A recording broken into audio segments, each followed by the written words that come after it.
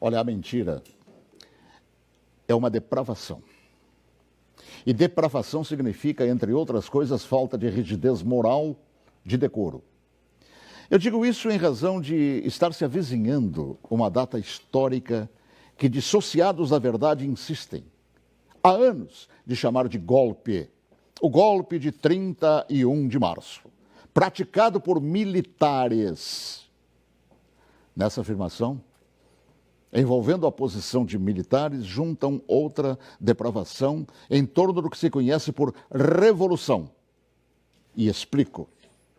Primeiro, que nem o dia certo do movimento que inspirou a tomada de posição contra a tentativa de implantarem o comunismo do Brasil, os acusadores sabem.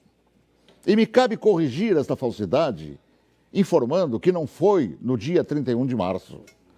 A tentativa de agitar a intenção, depois de dias de bagunças no país, se deu em 1º de abril. No dia 31 de março, num planejamento de agitação, João Goulart e Leonel Brizola deixaram Brasília e se dirigiram para Porto Alegre, iniciando a tentativa de golpe de esquerda. No dia seguinte, 1º de abril, agitação que deram o nome de Campanha da Legalidade, segundo o movimento de resistência que os incipientes de hoje não sabem, ou se sabem, mentem. E teve como líderes não os militares. Não os militares, que ao longo dos anos são atingidos por espetadas de baixaria.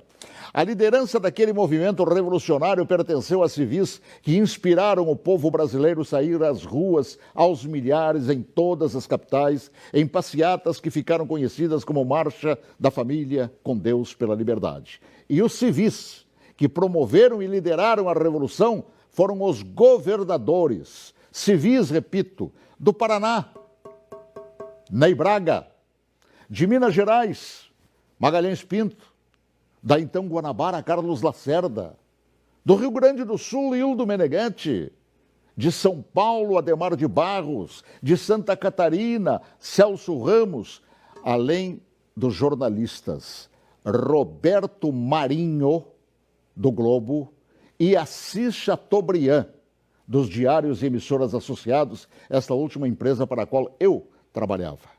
Os militares, diante da pressão desses líderes governamentais e pressão do povo nas ruas, é que, depois de Goulart e Brizola abandonarem tudo e fugirem para o Uruguai, é que, após um breve período de governo de Ranieri Mazzilli, o vice que foi empossado pelo Congresso, é que assumiram o comando da nação por ter o mesmo Congresso decretado vago o cargo de presidente. Ninguém tirou João Goulart de lá. Ele é que fugiu. Eu ouvi fugir. Assim, é um depravado. Todo aquele que mente sobre o que chama de golpe, e que foram os militares que assim determinaram, pois golpe é o que queriam os sociopatas implantar. E rótulo de depravados, tanto aqueles como os que hoje repetem a mentira por uma razão, uma simples razão. Era eu, o locutor, que foi obrigado a entrar na marra no estúdio da Rádio Farroupilha naquele 1º de abril. Conduzido por Goulart e por Brizola. Eu fui sequestrado e testemunha ocular da história, talvez, quem sabe, a última no Brasil, e ali ficado na cadeia de rádio chamada Cadeia da Legalidade. Eu fui nomeado oficialmente por Goulart e Brizola, lendo ofícios redigidos e patrulhados por um bando de agitadores. Eu acompanhei toda a história, também depois, através do tempo. E todos os seus capítulos não cabem aqui. Mas digo mais, todos os jornais brasileiros apoiaram os governadores civis, líderes daquele movimento, assim como apoiaram os militares depois que assumiram para botar ordem no país. Todos os grandes jornais brasileiros, com exceção do chamado Última Hora. E os militares, após assumirem e resgatarem a ordem atropelada pelo comunismo, transformaram o Brasil naquela época da 49ª economia do mundo, na 8ª economia do mundo.